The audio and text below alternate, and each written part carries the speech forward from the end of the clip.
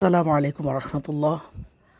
আজকে তালোড়া রেলঘুমটি জামে মসজিদে সালাতুল এশা আদায় করার পরে বের হয়েই এত সুন্দর সুবাস ছড়িয়েছে হাসনায়না ফুলের গন্ধ।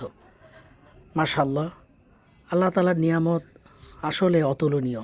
এটা আসলে কারো কাছে তুলনা করা যায় না।